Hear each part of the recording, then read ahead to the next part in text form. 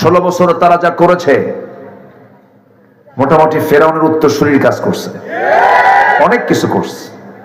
কি করে নাই ওরা? অনেক কিছু করেছে। শেষ পেশ এমনি গেছে না পালায় গেছে? পালায় যায় কারা? চোর। বলেন পালায় যায় কারা? চোর। শুধু কি চোর? গোষ্ঠী শুদ্ধ চোর।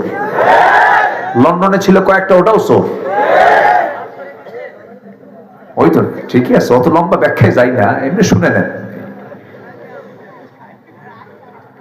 সম্মানিত বন্ধুগণ, আবার মাঝে মাঝে কয় চট করে আসবো, কয় কি না চট করে আসবো। বহু কিছু করেছে ওরা। আমাদেরকে 16 বছর রাজাকার বলে গালি দিয়েছে। 16 বছর যাই ওদের খায়েশ মিটাইছে। নিজামীর মতো মানুষকে, আহা, আপনাদের কলিজার টুকরা সন্তান, এই সাথিয়া বেড়া হৃদয়ের স্পন্দন শহীদ আল্লামা মতিউর রহমান নিজামী রাহিমাহুল্লাহ, আমি তার যত কথা শুনেছি জীবনে, একটা কথার মধ্যে কোনো অপ্রাসঙ্গিক অতিরঞ্জিত একটা ওয়ার্ড পাই নাই আমি। আসসালামু আলাইকুম ওয়া রাহমাতুল্লাহি ওয়া বারাকাতুহু। সবাই কেমন আছেন? আমাকে প্রশ্ন করলেন, আল্লাহ তাআলা আমাকে আপনার সাথেই রেখেছেন, একসাথেই তো আছি, বলি আলহামদুলিল্লাহ। সম্মানিত হাজিরিন, মহান রব্বে করিমের দরবারে অশেষ শুকরিয়া যে অনেক প্রতিকূল সময় আমরা পার করেছি, এখন নিঃশ্বাস ছাড়তে পারছি মুক্ত মনে, মুক্ত পরিবেশে। কোরআন শোনার, বোঝার এমন একটা চান্স যে আল্লাহ করে দিয়েছেন, শুকরিয়া আদায় করছি আলহামদুলিল্লাহ। আবারও বলছি আলহামদুলিল্লাহ।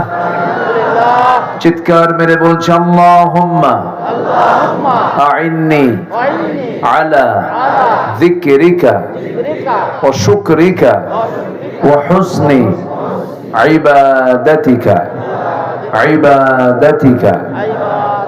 সবাই বলি আল্লাহুম্মা লাকা আসলামতু ওয়া বিকা আমানতু ওয়া আলাইকা তাওয়াক্কালতু ওয়া ইলাইকা আনাবতু ওয়া বিকা খাসামতু। আমরা আল্লাহ তাআলার শুকর আদায় করে নিলাম। সম্মানিত হাজিরিন, আমরা ঠিক সেই সময় এখানে একত্রিত হয়েছি যে সময় গোটা পৃথিবীতে 2 শতাধিক রাষ্ট্র আছে, এর মধ্যে 56টি মুসলিম রাষ্ট্র। এর মধ্যে জনসংখ্যার দিক থেকে গোটা পৃথিবীর দ্বিতীয় বৃহত্তম মুসলিম জনপদ হলো এই বাংলাদেশ।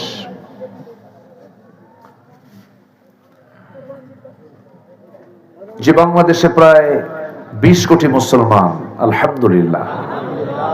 গোটা পৃথিবীর 180 কোটি মুসলমানের দুনিয়ায় দ্বিতীয় পর্যায়ে রয়েছে হলো বাংলাদেশ, ফার্স্ট হচ্ছে ইন্দোনেশিয়া। কিন্তু 20 কোটি মুসলমানের ভিতরে যদি আমরা জরিপ করে দেখি, মাত্র নামাজি মুসলমানের সংখ্যা হলো মাত্র 5%। নামাজি কত? আর বাকি 95% তারা জান্নাত কিনে রাখছে নাকি? কিছু দরবার আছে পানির তলে মোমবাতি, বাবা বাতাসে নেভে না, বাবার নামে হালকা দিলে অজু গোসল লাগে না। বোঝেন নাই? এই জন্য বলতেছি আমি। এই পাশে কি নদী আপনাদের? আরেকটা আছে, ওই যে যেটা নাজিরগঞ্জ হয়ে পদ্মা, একদিকে পদ্মা একদিকে যমুনা। তো ওই পদ্মা পার হয়ে যে যেতে হয়, ওইদিকে কিছু দরবার আছে, আছে না নাই? তো ওদের দরবারে গেলে নামাজ লাগে না, ওরা নাকি টিকিট পেয়ে গেছে জান্নাতে। এই জন্যই বললাম। তাহলে আমরা একদিকে সংখ্যায় 20 কোটি হলেও কিন্তু মুসলমান এবং কাফিরের মধ্যে যে পার্থক্য সৃষ্টি করে দেয় যে ইবাদত, সেই সালাত, এই সালাত আদায়ের সংখ্যা মাত্র 105 জন, আর বাকি 95 জনের নামাজের কোনো খবরই নাই। এটা কি ইতিবাচক না নেতিবাচক? এটা তো কখনো আশার দিক নয়। আচ্ছা,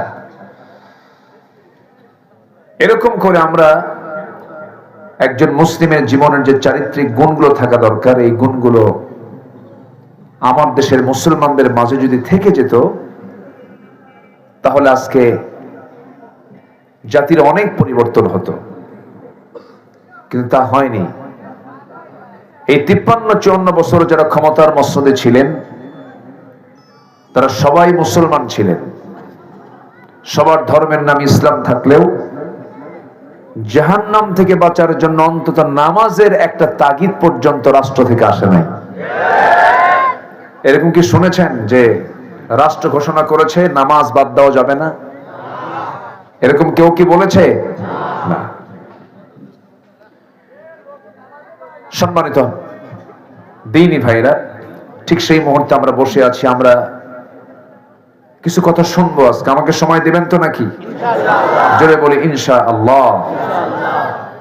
মাইকম্যান যিনি আছেন, একটু আওয়াজটা বাড়ায় দিন, আমার জন্য বলতে যেন কোনো কষ্ট না হয়, যতটুকু সুন্দর করা যায়। সবাইকে আমার কথা শুনতে পাচ্ছেন? বলি আলহামদুলিল্লাহ। জোরে বলি আলহামদুলিল্লাহ। আমাদের সবচেয়ে বড় চ্যালেঞ্জ হচ্ছে আমরা জাহান্নাম থেকে বাঁচতে পারবো কেমনে? জাহান্নাম থেকে বাঁচতে পারলে আমাদের ঠিকানা কোথায় হবে বলেন তো? জান্নাত। এটাই হচ্ছে আমাদের মূল লক্ষ্য। সবকিছুর মূল লক্ষ্য একটাই, কোন ক্রমেই জাহান্নামের বাসিন্দা হওয়া যাবে না, আমাকে জান্নাতে ঢুকতেই হবে। জান্নাত আমি পাবো কেমনে? জাহান্নামের লাইনে যদি থাকে আমি কি জান্নাত পাবো? নামাজ না পড়া কি জান্নাতের লাইন? আস্তে জান্নাতের লাইন না। যদি কোরআনকে প্রশ্ন করেন, কোরআন বলো তো বান্দা কেন জাহান্নামে যাবে, কোন কোন অপকর্ম করলে জাহান্নামে যাবে, তুমি একটু বলো তো। কোরআন কি বলে দেয় নাই? বলে দিয়েছে। আল্লাহ রাব্বুল আলামিন বলেন, মা সালাকাকুম ফি সাকার ক্বালু লাম নাকু মিনাল মুসাল্লিন ওয়া লাম নাকু নুতঈমুল মিসকিন ওয়া কুন্না নাখুদু মা'আল খাইদিন ওয়া কুন্না নুকাযযিবু বিয়াউমিদ্দিন। জোরে বলুন আল্লাহু আকবার। তোমরা আজকে দোজখে কেন, তোমরা আজকে জাহান্নামে কেন, সাকার নামক দোজখে কেন এসেছো? আজকে জাহান্নামীরা জবাবে বলবে, আমরা দুনিয়ার জিন্দেগিতে আমরা 4টা কাজ করে আসি নাই। এর মধ্যে 1 নাম্বার হলো আজান শুনেছি কিন্তু নামাজে যাই নাই। আজান কি কানে আসে না? আসে। শয়তান প্রত্যেক রাত্রিবেলা শেষ রাতে আসে। কোন সময় আসে? এবং সেই সময় আল্লাহ প্রথম আকাশে আসেন। সুবহানাল্লাহ বলবেন না? শয়তানও তাল মতো আসে, কিন্তু ফিস সামাঈদ দুনিয়া, দুনিয়ার আকাশে আল্লাহ আসেন, আর ওই সময় শয়তান করে কি বান্দার পাশে বসে। সহিহ হাদিসে আসছে, সেই সময় শয়তান প্রত্যেক বান্দার পাশে বসে 3টা গিট মেরে দেয়। কি মারে? এলাকায় কি কয়? গিরু। গিরু। হ্যাঁ, কি মারে? গিরু মারে। পাবনার ভাষা তো, পাবনার ঘি যেমন মজার, ভাষাও তেমন মজার। খাবু লাইতে মাহালুকা। ঠিক আছে? এটা আমাদের জরুর ভাই আমাকে শিখিয়েছে। হ্যাঁ জি, খুব মজার মানুষ আপনারা। পাবনা আমি আসলে আমার খুব ভালো লাগে, দিল থেকে আমি খুব মহব্বত করি। গোটা দেশেই যাওয়া হয়, টেকনাফ, তেতুলিয়া, রূপসা, পাথরিয়া, সুন্দরবন, বান্দরবন যাই, কিন্তু এই পাবনার মানুষের ভিতরে যে একটা আবেগ, যে মায়া, যে মহাব্বত আর যে সরলতা, এটা খুব কম পাওয়া যায় অন্যান্য সব জায়গায় এরকম পাওয়া যায় না। বলি আলহামদুলিল্লাহ। যদি কারো কোনো প্রবলেম থাকে তখন আপনারা ঠিকও করে দেন। ওই যে হেমায়তপুর আছে যে, ঠিকঠাক করে দেন। যদি কোনো তার সেনা থাকে ওটাও আপনারাই ঠিক করে দেন, তাই না? জি আলহামদুলিল্লাহ বলেন। তাও ছোটখাটো না, অনেক বড়, বহু প্রেসিডেন্ট ওখানে বসে আছে। যদি দেখা করতে যাওয়া হয়, ভাই আপনি কি? আমি তো দেশের প্রেসিডেন্ট বলে সব। সম্মানিত ভাইরা, তাহলে কি মারে? গিরো না গিট? গিরো মারে। হ্যাঁ, আমি আজ থেকে আরো 20 বছর আগে নোয়াখালী একটা মাহফিল ছিল আমার লক্ষ্মীপুরে। তো বললো, হুজুর গোটা দেশেই তো যান, তো আপনি এমন একটা বাক্য বলবেন উত্তরবঙ্গের, আমার সাউথ বেঙ্গল তো, আপনাদের নর্থ বেঙ্গল থেকে এমন একটা বাক্য বলেন যেটা আমরা বুঝবো না। তো আমি অনেকক্ষণ চিন্তা ফিকির করে বললাম কি বলা যায়। তো সিরাজগঞ্জ, বগুড়া, তারপরে নওগাঁ, নাটোর, এই অঞ্চলের ভাষাটা প্রায় অনেকটা মিল টিল আছে, কিছু মিল আছে না, একটু মিল আছে। সিরাজগঞ্জের সঙ্গে অনেকটা কিন্তু মিল আছে, একই তো, বৃহত্তর একই জেলা। তো আমি বগুড়া শহরের একটা লোকাল, বগুড়া, রংপুর, গাইবান্ধা, নওগাঁ, এর মধ্যে একটা মিডিল একটা বাক্য আমি তাকে বললাম, দেখেন তো বোঝেন নাকি? তো বললাম, কে রে তুই আলুতে আলু, অক্কালি আলু। কি কথা, কি বুঝতেছেন আপনারা? বোঝার তো কথা, পাশাপাশি জেলা না। তো তুমি আসলে তো আসলে, ওকে কেন নিয়ে আসলে? কে রে তুই আলুতে আলু, অক্কালি আলু।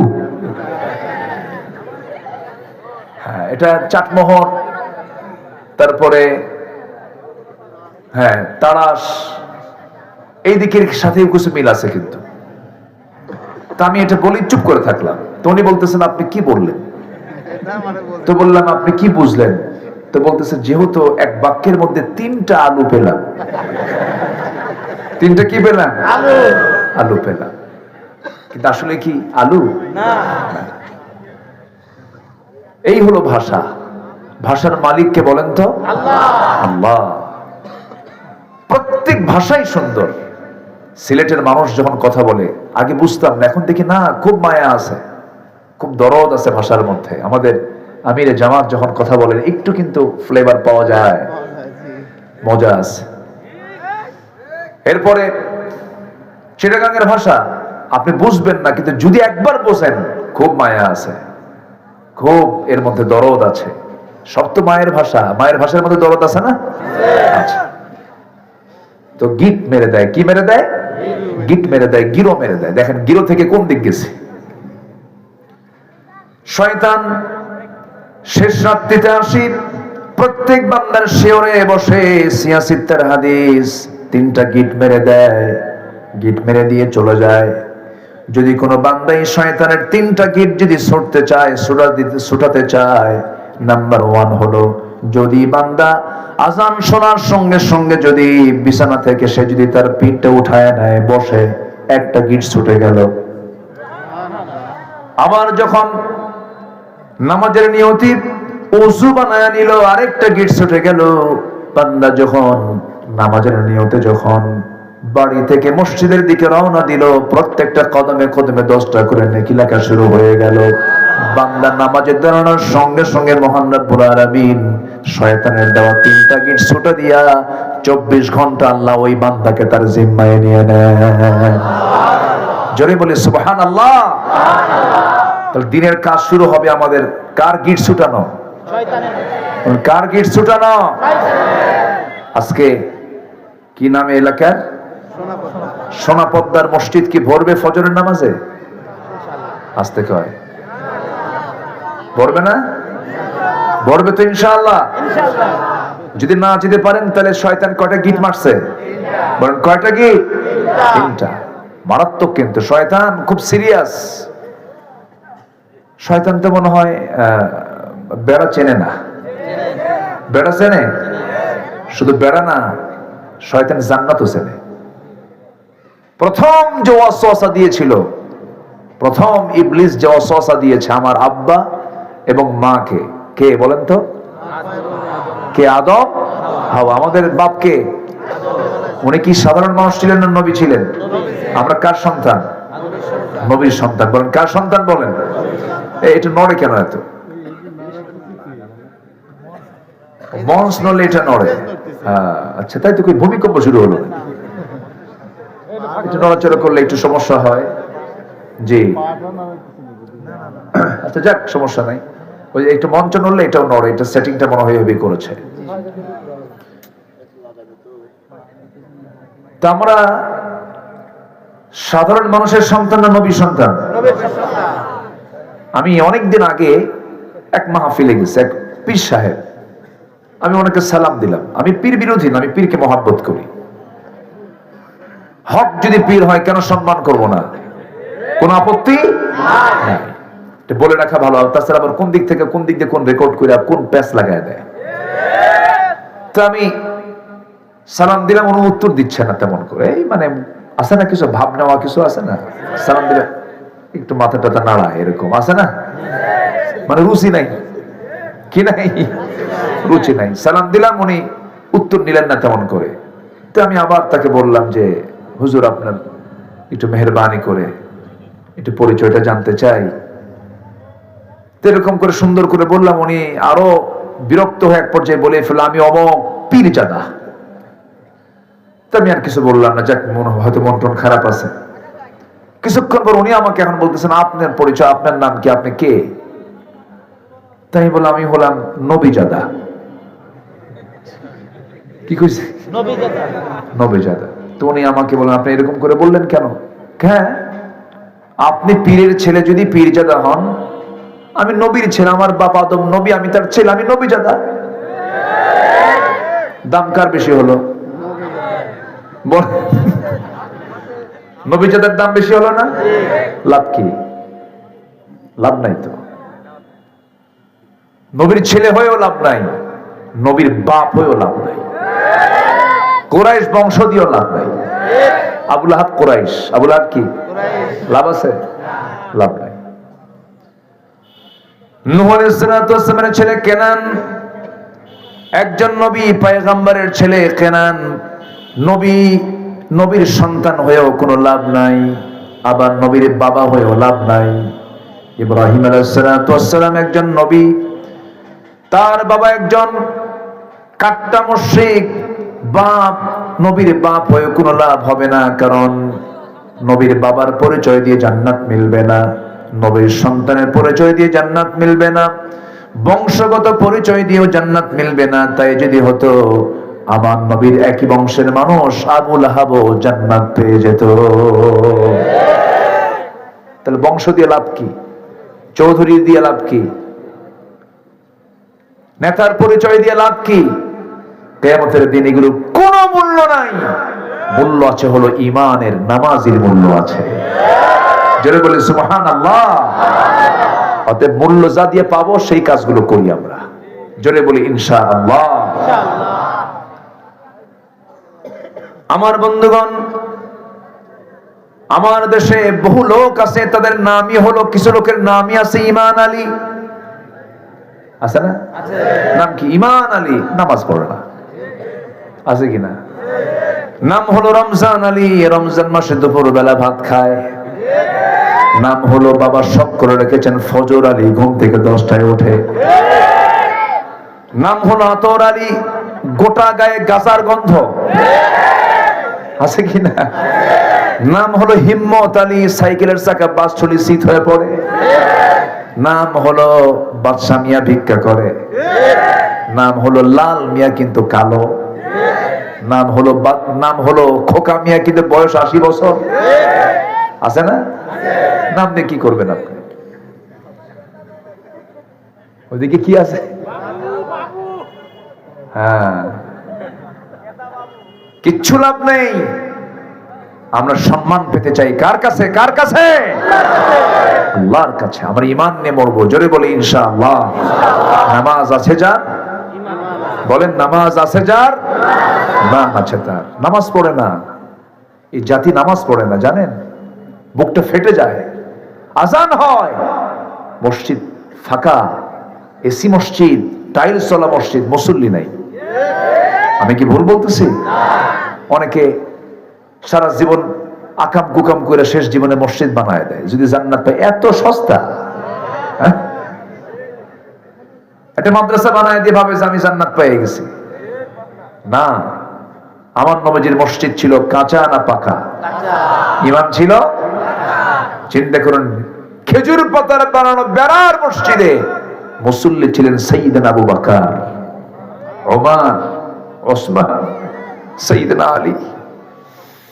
বেলাল ছিলেন তার মুয়াজ্জিন। কোন এসি নাই, কিচ্ছু নাই, গরম। বালুর ভিতরে নামাজ পড়েছেন তারা।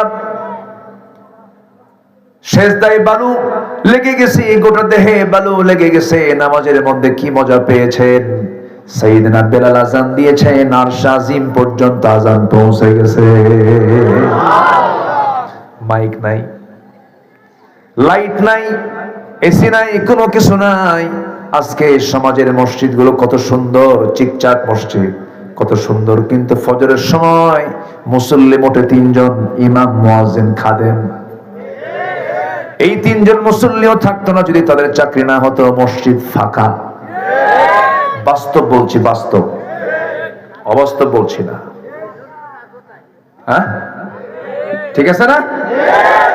কিছু বুড়া চাচা যায় মসজিদে। চাচা আসছেন কেন? বাবা বুড়ি নাই এজন্য আসছি। বুড়ি নাই এজন্য আসছে। মানে বুড়ি থাকলে উনিও আসতেন না। কি হলো এগুলো? কি চলতেছে এগুলো? রাসূল বলেছেন, যে বাড়িতে পুরুষ মানুষ থাকে প্রাপ্তবয়স্ক কিন্তু মসজিদে আসে না, আমার মনে হয় ওই আগুন ধরায় দেয়। রাসূলের হাদিস এটা। রাসূল বলেছেন, আমি আগুন লাগাই দিতাম যদি ওই বাড়িতে যদি শিশু আর নারী না থাকতো। কম কথা। এক অন্ধ সাহাবী এসে বলছে, হুজুর আমার চোখ নাই, আমি কি জামাতে নামাজ পড়বো? রাসূল বলেন, তুমি কি কোনো কিছু ধরে ধরে যেতে পারবে না? হ্যাঁ, জামাতে নামাজ পড়বে। সুবহানাল্লাহ বলবেন না? রাসূল অন্ধকে রুখসত দেননি, জামাতে নামাজ পড়তে হবে। আজকে গেল কোথায় পরিবার? পরিবারেও কোনো নাই, কোনো আলোচনা নাই। স্কুলে যায় না, শাসন করে। ব্যবসায় যায় না, শাসন করে। নামাজ পড়ে না, বাপ একটা কথা বলে না। আছে না? আচ্ছা, এগুলো কেন হবে? আমরা ঠিক হব, জোরে বলি ইনশাআল্লাহ। অনেক কথা আছে, আমাকে সময় দিচ্ছেন তো? জোরে বলি ইনশাআল্লাহ। তাহলে আমাদের সমাজের এখন এতক্ষণ ধরে যে কথাটা বললাম, আমাদের সমাজে এখন সবচেয়ে বড় রোগ কি বলেন তো? কি ছেড়ে দেওয়া? এটা কি ছোটখাটো রোগ না মহামারী হয়ে গেছে? বড় রোগ এখন এটা। নামাজ নাই। সম্মানিত ভাইয়েরা, নামাজ তো পড়ি না। এই যে আসলাম, বিশাল আশপাশে দোকান টোকান বসছে না? হাইরি বিড়ি কি কম ঠিক আছে কিনা? বিড়িও খায়, এক টানে ধোয়া 3 তলায় পাঠায়। আছে কিনা? বিড়ি খায় না? খুব খায়। আমাকে রংপুরের হারাগাছ থেকে ফোন দিয়েছে। রংপুর হারাগাছ বলল, হুজুর এটা মাহফিলের দাওয়াত নিতে হবে। নিলাম, যাই দেখি এক বিড়ি কোম্পানির মাহফিল। আমি জানি না, আমাকে বলেও নাই। তো মাহফিল শেষে আমাকে বলতেছে, হুজুর একটু ফ্যাক্টরির জন্য দোয়া করার জন্য, বরকত হয়।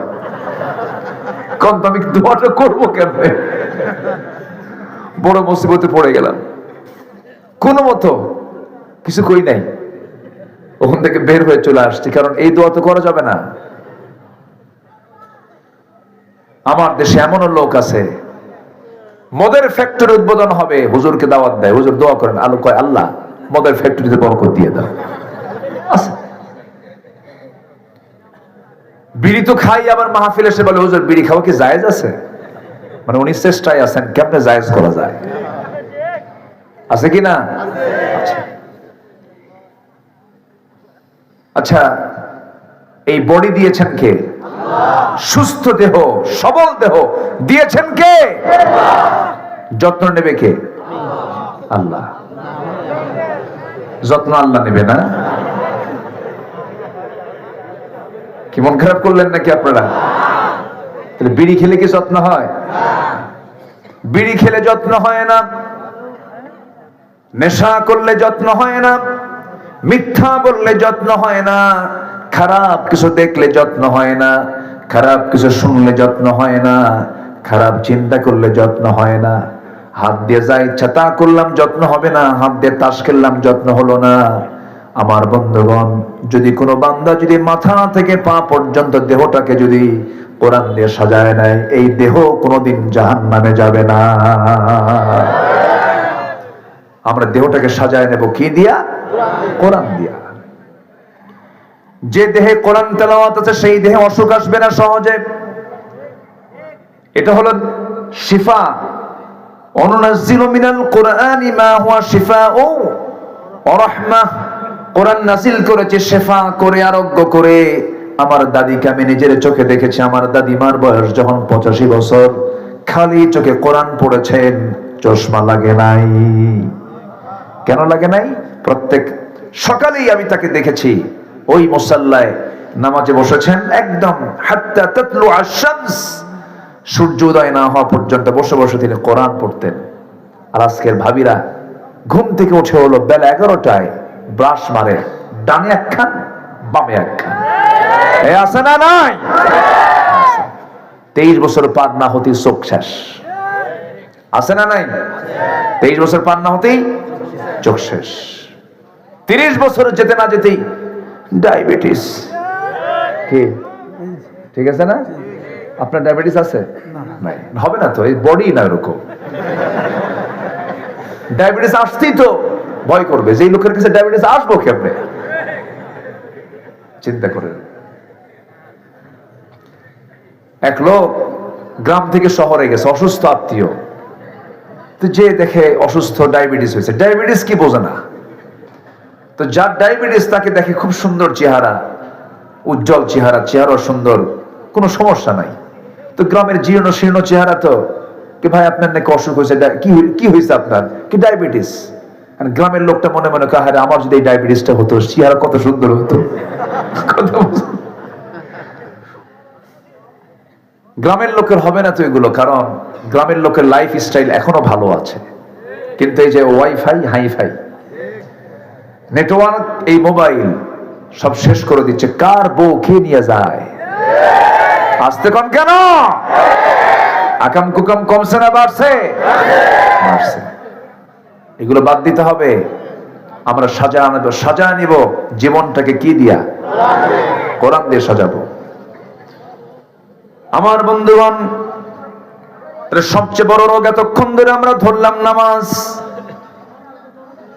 যে দেশে 95% মানুষ নামাজই পড়ে না, সেই দেশে আপনি কি আশা করতে পারেন? সবচেয়ে বড় হক, আল্লাহর হক হচ্ছে নামাজ। নামাজ ছেড়ে দেয়। যখন ইসলামী দলগুলো রাস্তার মিছিলে বের হয়, মনে হয় লক্ষ লক্ষ মানুষ, মনে হয় দিন কায়েম হয়ে গেছে, কিন্তু জাতি 95% নামাজই নাই।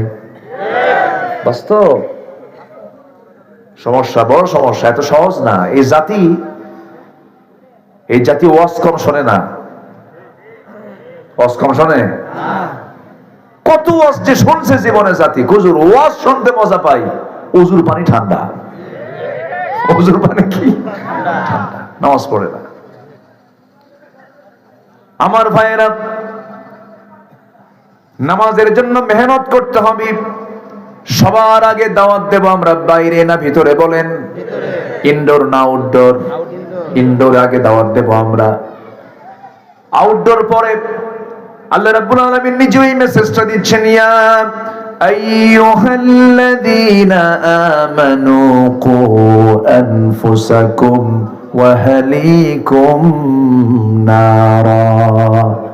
ঈমানদারেরা, তোমরা নিজে বাঁচো, তোমার পরিবারকে জাহান্নাম থেকে বাঁচানোর চেষ্টা করো। বউ নামাজ পড়ে না, বলার দরকার আছে না নাই? বলেন। মেয়েরা কিন্তু নামাজে খুব গাফলতি করে। মেয়েরা আছে কি মাহফিলে? আসছে, মায়েরা আসছে, বলি আলহামদুলিল্লাহ। আরেকটা প্যান্ডেল আছে, এরকম আরেকটা প্যান্ডেল আছে। জি আলহামদুলিল্লাহ। জি, মেয়েরাই বেশি থাকবে তো, তারা তো লেডিস ফার্স্ট, মাহফিলও ফার্স্ট, মার্কেটও ফার্স্ট। মার্কেটেও চলে যায়, বন করে চলে যায়। স্বামীকে কয়, তুমি কি মার্কেট বুঝো? এটা ভেস কি মারে? ভেসকি মেরে বাচ্চাটাকে কোলে দিয়ে বলে, তুমি বাচ্চা দেখো, তুমি দুধ খাওয়াও। চলে গেছে মার্কেটে ঢং ঢং করে। বাড়িতে নতুন কাপড় পরা না, স্বামীর সামনে যে একটু সাজতে হয়, স্বামীর সামনে আপনি আতর লাগান, সুরমা লাগান, গোটা গা আপনি মানে সাজসজ্জা করেন, আল্লাহ তত সওয়াব লিখবেন। স্বামীর সামনে সাজে না, মার্কেটে যাওয়ার সময় শাস্তি লাগে 1.5 ঘন্টা।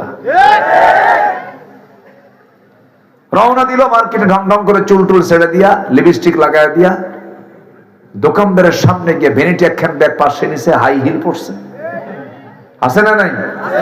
আর মুখ জুড়ে লাগাইছে হলো আটা ময়দা। হ্যাঁ, কেদো এই যে লাগাইছে, বিকৃত এগুলো, বিকৃত এগুলো সব। দোকানদারের সামনে গিয়া ঠেঙে বেরো ঠ্যাং তুলে দিয়ে বলে, ভাইয়া একটা শাড়ি দেখানো যাবে কি? মানে এত সুন্দর মাখরাজ আর সিফাত, শব্দ চয়ন, এ শুনে তো দোকানদারের কামই সারা। দোকানদার এখন শাড়ি একখান বের করে নিজের গায়ে লটকা দিয়ে বলে, আপা এই শাড়ি কিন্তু আপনাকে দারুণ মানাবে। ওটা আরেক বদমাইশ, পর্দার কথা বলবে কি, ও আর ওর মধ্যে তালে গেছে। কি আছে না নাই? যেখানেই সুযোগ পাবো সেখানেই দাওয়াত দেব। রাজি আছেন তো? দাওয়াত কি শুধু হুজুররা দেবে? সবাই সবাই দায়ী, সবাই দাওয়াত দিতে হবে। একটা পরিবেশ পেয়েছি আমরা বাংলাদেশে, এই পরিবেশ স্বাধীনতার 54 বছর আমরা পাই নাই। গ্রামে গ্রামে যুবকরা সজাগ থাকো, তোমার গ্রামে কারা নামাজ পড়ে, কারা নামাজ পড়ে না লিস্ট করো, দাওয়াত দাও। কোন ঘর থেকে বোরকা ছাড়া মহিলা বের হয়, তাদের বাড়িতে গিয়ে বলো, আমরা যুবক, আমরা গ্রামে থাকি, আমাদের অসুবিধা হয়, চোখের গুনাহ হয়, এই গ্রামের কোন মহিলা বোরকা ছাড়া বের হতে পারবে না। তুমি জাগলেই দেশ জাগবে, ঘুমালে দেশ শেষ। কি আমি কি ভুল বলছি? এগুলো চিন্তা করার দরকার আছে না নাই? 16 বছর তারা যা করেছে, মোটামুটি ফেরাউনের উত্তরসূরির কাজ করছে, অনেক কিছু করছে। কি করে নাই ওরা? অনেক কিছু করেছে। শেষ পেশ এমনি গেছে না পালায় গেছে? পালায় যায় কারা? চোর। বলেন পালায় যায় কারা? চোর। শুধু কি চোর? গোষ্ঠী শুদ্ধ চোর। লন্ডনে ছিল কয়েকটা, ওটাও চোর। ওই তো ঠিকই আছে, অত লম্বা ব্যাখ্যায় যাই না, এমনি শুনে নেন। সম্মানিত বন্ধুগণ, আবার মাঝে মাঝে কয় চট করে আসবো, কয় কি না, চট করে আসবো। বহু কিছু করেছে ওরা, আমাদেরকে 16 বছর রাজাকার বলে গালি দিয়েছে। 16 বছর যাই ওদের খায়েশ মিটাইছে। নিজামীর মতো মানুষকে, আহা, আপনাদের কলিজার টুকরা সন্তান, এই সাথিয়া বেড়া হৃদয়ের স্পন্দন শহীদ আল্লামা মতিউর রহমান নিজামী রাহিমাহুল্লাহ, আমি তার যত কথা শুনেছি জীবনে, একটা কথার মধ্যে কোনো অপ্রাসঙ্গিক অতিরঞ্জিত একটা ওয়ার্ড পাই নাই আমি। মানুষ তো ভুল হয় না, অনেক সময় অতিরিক্ত কথা বের হয় না, একটা কথা মেপে মেপে তিনি কথা বলতেন। অনেক বড় মাপের আলেম ছিলেন। হয়তো আগামী বাংলাদেশে এমন ধরনের ব্যক্তি আর আসবেই না। সম্মানিত বন্ধুগণ, এমন ধরনের ব্যক্তি একজন দুজন নয়, অনেক আলেম ওলামাকে তিলে তিলে তাদেরকে শেষ করে দেওয়া হয়েছে। শেষমেশ আল্লামা সাইদিকেও তারা ছাড়ে নাই। আল্লামা সাইদি মক্কায় গেলে আব্দুর রহমান সুদাইসি কাবার ইমাম, তার বন্ধু, আলহামদুলিল্লাহ। লন্ডন মুসলিম সেন্টার উদ্বোধন হবে, কাবার ইমামকে দাওয়াত দেওয়া হলো, আল্লামা সাইদি সেখান থেকে মেহমান হয়ে গেছেন। সেখানে উনি একজন মেহমান। আল্লাহু আকবার। এত মহান একজন ব্যক্তি, সেই লোকটাকে শেষ পর্যন্ত কুচক্রান্তর মধ্য দিয়ে চিকিৎসার নাম করে 13ই আগস্ট 2023 সালে কাশিমপুর কারাগার থেকে প্রিজন ভ্যানে করে জুলুম করে হসপিটালে ভর্তি করায়া চিকিৎসার নাম করে মেডিকেল টিম গঠন করে দিল্লির প্রেসক্রিপশনে তাকে পয়জনিং করে হত্যা করা হয়েছে। তাফসীর মাহফিলের এই প্ল্যাটফর্ম থেকে সুস্পষ্ট ভাষায় জানান দিতে চাই, অবিলম্বে আল্লামা সাঈদীর খুনের সঙ্গে যারা জড়িত তাদেরকে ধরে চূড়ান্ত শাস্তি নিশ্চিত করা হোক। রাজি আছেন? হাত উঁচু করে দেখান মুসলমান।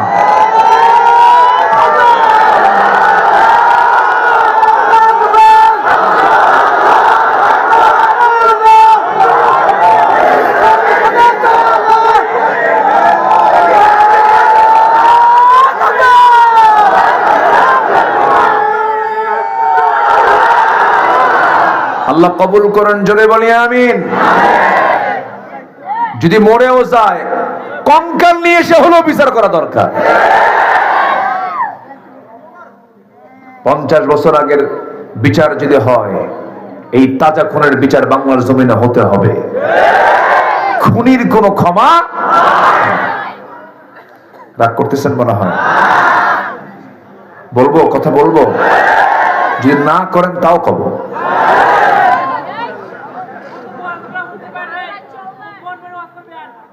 এই পাবনাতে আমি এসেছি, পাবনা মাহফিল করতে এসে পাবনার কিছু কুলাঙ্গার মঞ্চে আগুন লাগিয়ে দিয়েছিল দই বাজারে। আমাকে লক্ষ্য করে গুলি পর্যন্ত করা হয়েছে। যারা কোরআনের মাহফিল আগুন ধরায় দেয়, আল্লাহ ওদের গায়ে আগুন ধরায় দিয়েছেন। এখন কই ওরা আছে? খালি কয় খেলা হবে। কই?